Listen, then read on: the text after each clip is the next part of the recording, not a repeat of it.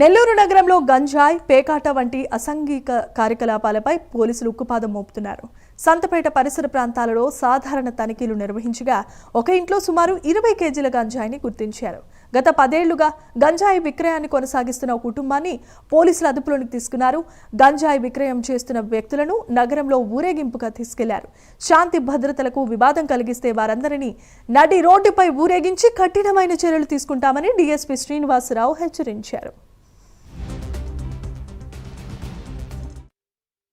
గంజాయిని అరికట్టాలనే ఉద్దేశంతో మా గుంటూరు రేంజి ఐజీ శ్రీ సర్వశ్రేష్ఠ త్రిపాఠి గారు, అలాగే నెల్లూరు ఎస్పీ గారు, సిఐలు టీములు ఏర్పాటు చేసుకుని ఈ గంజాయి మీద ప్రత్యేక నిఘా ఏర్పాటు చేయడం జరిగింది.